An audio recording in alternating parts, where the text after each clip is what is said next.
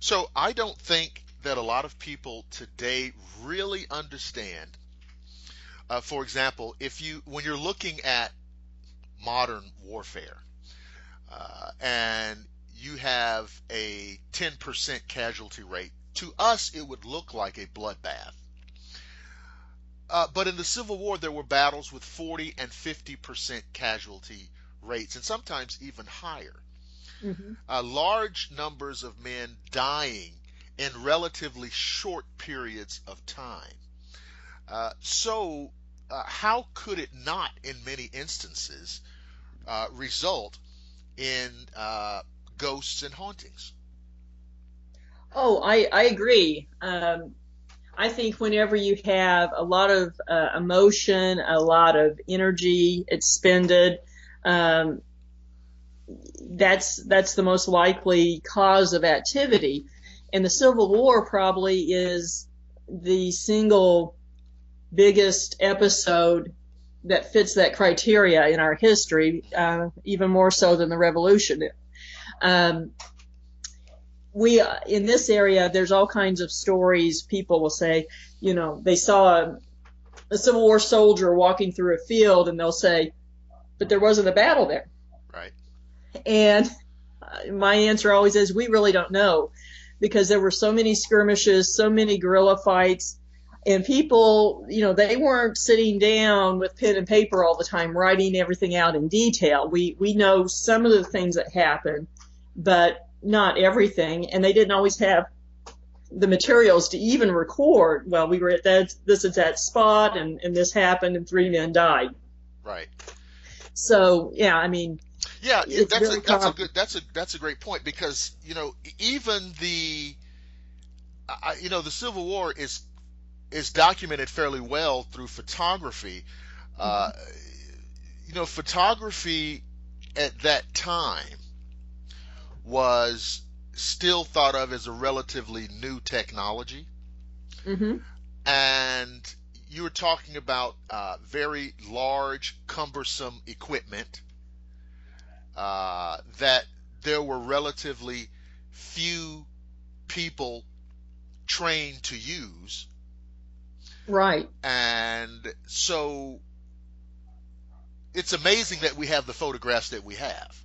Yes, and a lot of them depicting the carnage were taken actually, some of them back east, photographers were setting up on the hill outside Washington D.C. or whatever.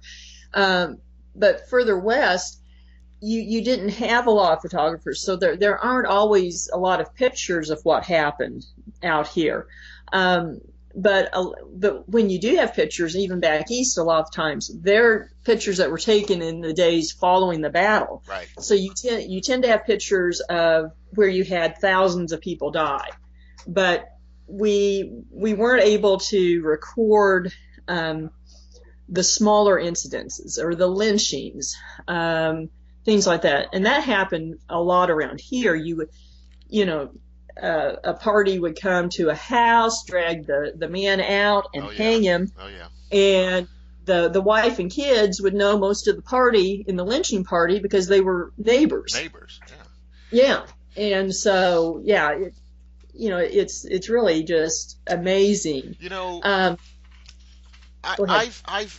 I've heard and I've read that we still have documents from the Civil War period that are classified. Now, on the surface of it, it sounds ridiculous, right? What Right. what in the world could we have going on during the Civil War? We're talking 150 years ago. Right. What in the world could have been going on that still requires classification? And I think maybe, and I don't know, but I think maybe some of the things that you're talking about, there may have been some acts and some events that would seem so horrific or so disturbing or so, I don't know if I should use the word un-American, uh, Well, yeah. but that somewhere somebody felt it had to be hidden. I don't know, because I try to say what could have happened that we need to keep secret after 150 years. I think maybe some of those things, and I think, the other example that comes to mind would be some of the conspiracies for after the war, trying to perpetuate the Confederate cause, say the Knights of the Golden Circle, things like that. Oh, okay. That we don't want to think that those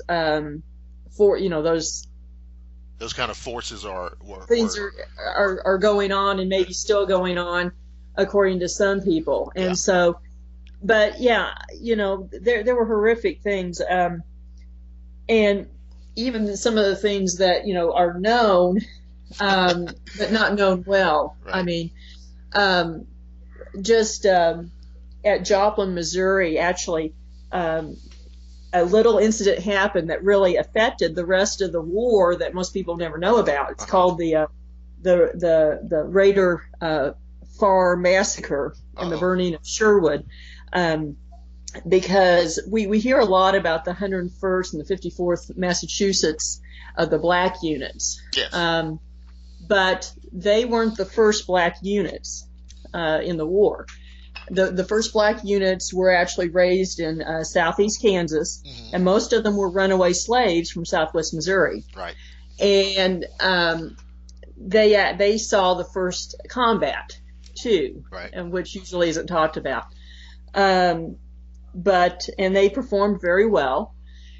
Then basically their commander, I think he got too eager to show how good his men were. Right. And he started doing raiding parties into the area that is now Joplin, Missouri. Joplin didn't exist at the time.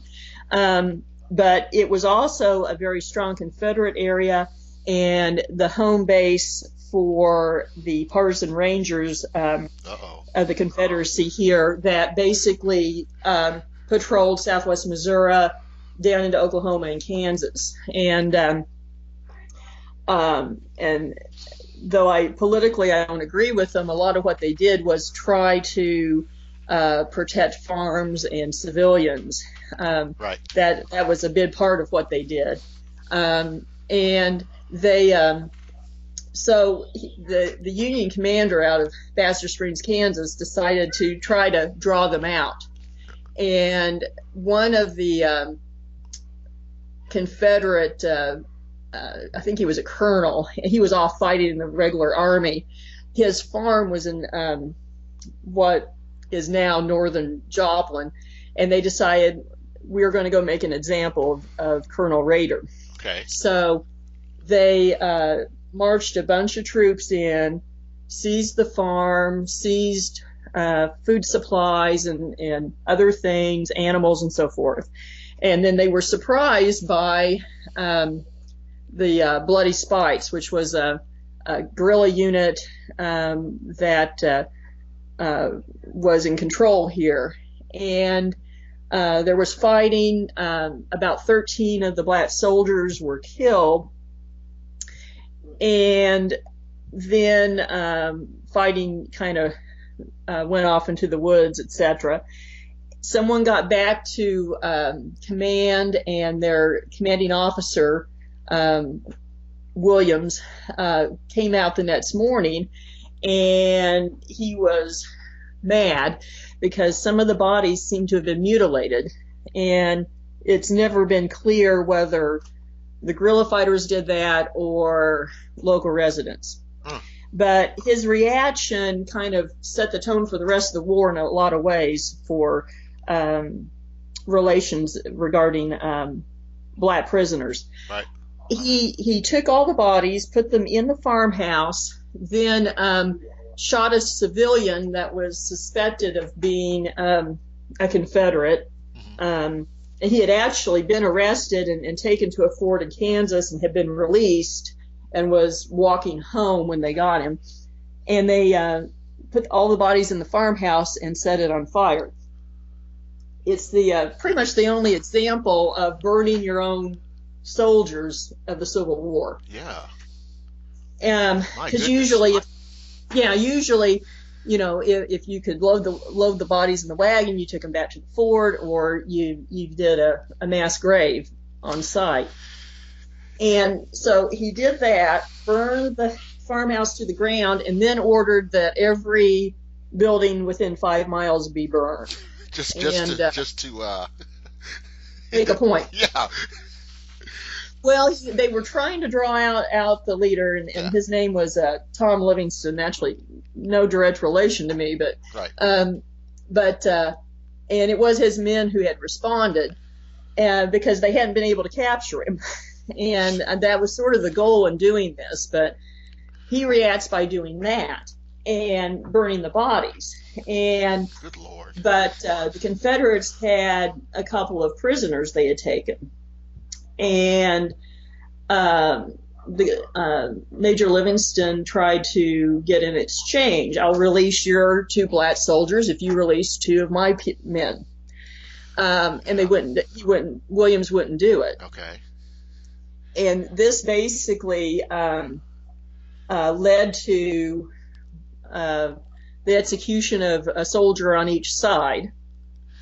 It's not real clear who is really responsible or who did what first. But you know what? You just talked about the exchange. You know what jumps out in my mind is the following thing, because that is a traditional. That's something that you see in war traditionally, a prisoner exchange. You give me my guys, I'll give you your guys, But what it says to me is even that tradition goes out the window. Yeah. Because they're black soldiers.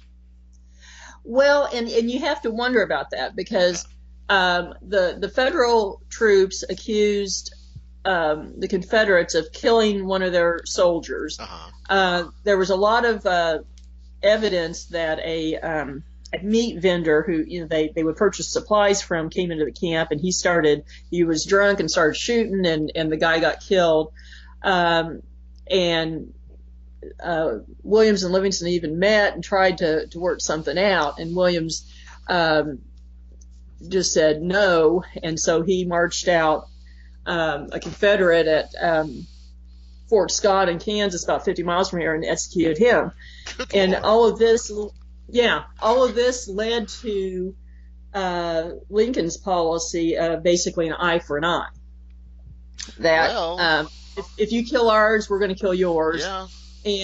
But this little event in Southwest Missouri that pretty much no one knows about led to that policy for the rest of the war. Yeah, I think that, and it's so hard to put oneself, back in time in that situation. But I mean, I can kind of understand that, once you learn the nature of the enemy, you have to recalibrate. If you want to achieve victory, this is how they operate. So we're going to have to shift our thing here, to counterbalance what they're doing, because these guys are playing a certain way. And I was just thinking, it doesn't seem like any big deal now, but imagine the psychological impact of, and I don't care whether north or south. Imagine the psychological impact and the idea of black soldiers. Like I said, it doesn't sound like anything now, but at that time, this is something that was not really done. I mean, obviously, since the Revolution, because between the American Revolution and the Civil War, the American military was, strictly segregated. Yeah, it was. I mean, you had black soldiers in the Revolution, but then you didn't really after that. Right. Right. And yeah, I mean, we don't even conceive of these things now. It's really Right. interesting. In my book, Civil War Goes to Southwest Missouri, I set out the correspondence between the two leaders over that matter over the course of a couple of weeks, and reading their correspondence to each other, it really gives you a good view It's eye-opening, of isn't it? eye-opening of how they viewed each Right. other, and so on and so forth. And and I agree with you. You can't judge people by, you have to judge them in their own time. You Yeah. can't judge them by 2015. Right. So, Yeah. and that's something people forget too. Yeah. I mean, you have to. Uh, Oftentimes you read some of these correspondences from people. I've read things from George Washington and people of his era, and all down through the ages. And you read some of these things, and oh my God, how can this man hold such views and things of this nature? But then you have to remember, this particular view was the common view at that given point in time. And I imagine that 100 years from now, right, there will be people reading our correspondence and be very much taken aback at the way we view things. Oh And yeah, we will be looked upon as almost retrograde, unenlightened people. exactly. We'll be primitive. They'll view us as primitive, Right, right, unenlightened, just like we do of prior ages. right. But And so uh, it's you can't judge them unfairly. You can be realistic about how these people thought, and you can say, well, I disagree with the way these people. Of course you do, because you're a product. You're a 21st century person.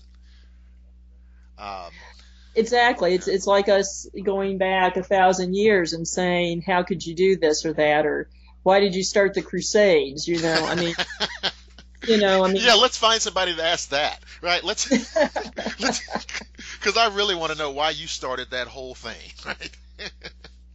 Oh, exactly. yeah, that's very fun. Now, Lisa, you appeared on Haunted Collector, and I know that's John Zaffis. That's on the Sci-Fi Channel. So, what was that all about? Um, they were investigating a site in Joplin, and it was sort of interesting because producers had contacted me a few weeks before, and they were looking for locations, and at that point, and most of the locations we deal with, as I said, are historic sites, and they want to keep their ghosts. Um, and so just didn't fit the bill there. And so one night I was sitting home watching TV, and I got a phone call and recognized that it was a LA area code, and answered, and it was a producer, and said they were in town and that John had asked if I would appear. And so I did, and it was very interesting. I really like John. He's a friend to this day, and Hmm. I respect him a lot. And in fact, while he was here, I uh, helped him locate an item that he has in his museum now. Um, Oh, but um, very practical, very low key, and not the drama, not the everything is the worst case in the history of Earth right. approach, which too many take. So like I said, I respect him and admire him a lot. Yeah, I've seen that show often, and I like how he has these artifacts, and he during his investigations, and these objects, which sometimes are the trigger mechanism of these various activities, and he will remove them and place them in his museum. And can you imagine the level of energy that must be around these? Because he's it must be numerous objects by now.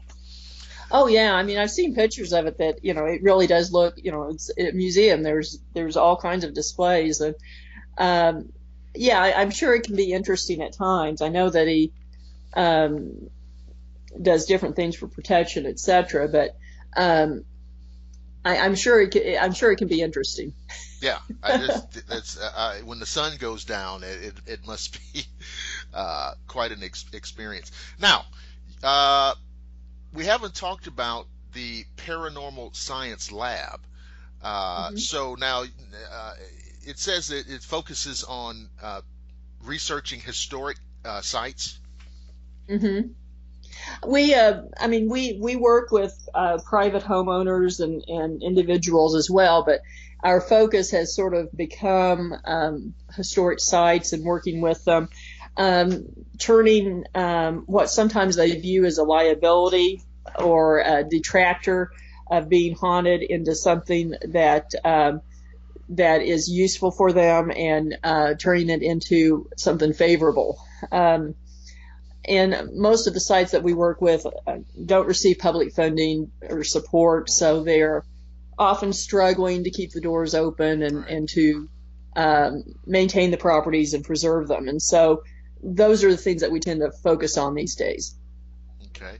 And now you still do paranormal encounters network? Is that's usually that's Uh, today?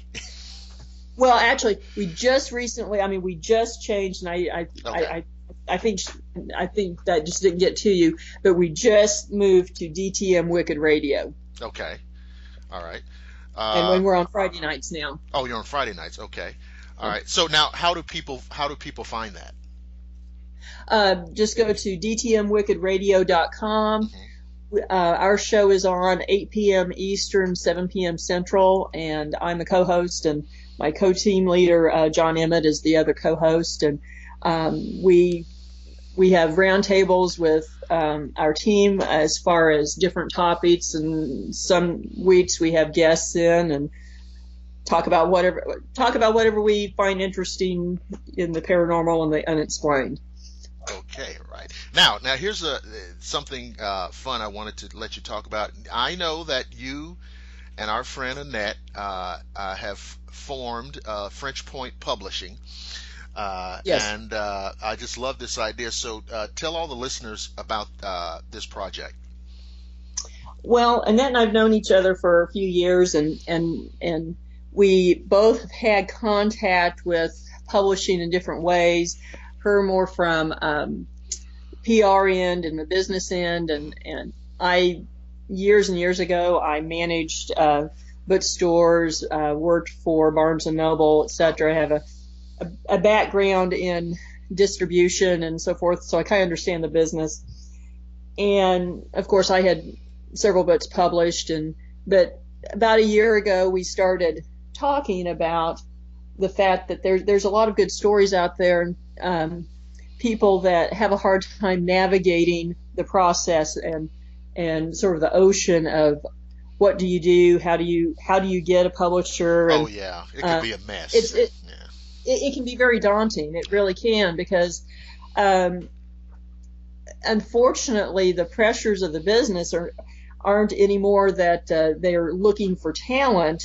They're looking for a good a quick sell or Sure. and they're looking for ways to have that sure bet because margins are real tight. There's Hmm. so much competition, and it's harder to break in as a writer than it used to be. Right. And um, so we formed the partnership, and French Point Publishing is really for we look at writers who haven't gone that route and maybe struggling to get started. So we look at who's a good storyteller Hmm. and help fashion that and put out a product that they can build their careers on. Well, I had Rick Keeber on previously, Huh? and I just found his uh, the Forever Ash. I just found that spellbinding. Um, and scary and creepy and fascinating, and I just thought that that was just the best thing in the world, and I said, absolutely, I'm glad that you hooked up with him and was able to help him, get his stories out, and now I think there's the discussion of a movie deal for that story. That's my understanding. A lot of details aren't out yet, but there is there's talk and buzz about it. So hopefully people will be seeing that in theaters. And his second book, Shadows of Eternity, just came out this past month. Mm-hmm. And in some ways, it's a little different story, but definitely as intense and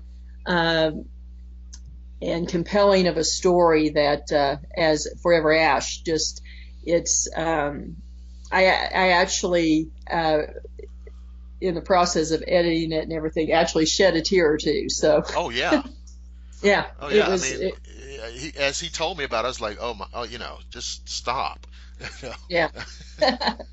Um, so I want to kind of wrap up by mentioning again all of your titles.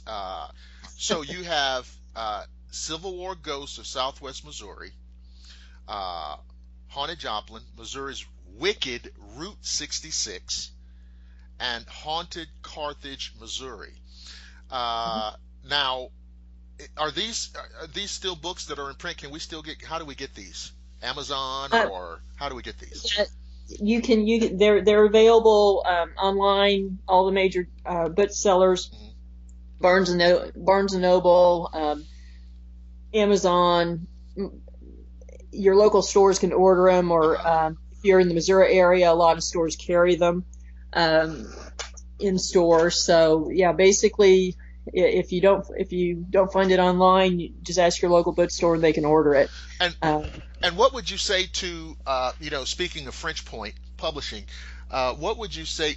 There's lots of aspiring writers out there, people who think they've got a great story to tell, and maybe they do. So if any writer wants to reach out to you, how do they find you guys?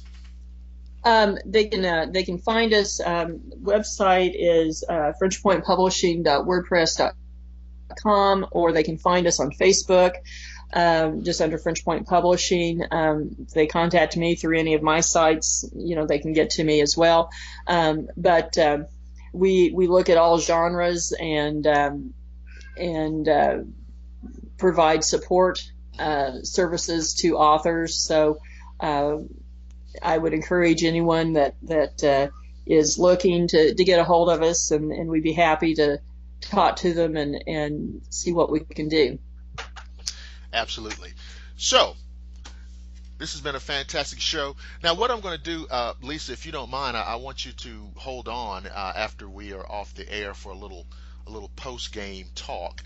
Okay. But ladies and gentlemen, you have been listening to Lisa Livingston-Martin, who is a fantastic writer, historian, paranormal researcher, and on top of it, she's a killer shark attorney. I can just tell you, because I was talking to her before we went on the air, and let me tell you, I'm not advising that any of you folks go out there and commit crimes and things of that nature, but if you find yourself in need of a strong attorney, you need to look this lady up too. Well, thank you very much. This has been the Shadowland Radio Show. I'm your host, Dr. William Lester.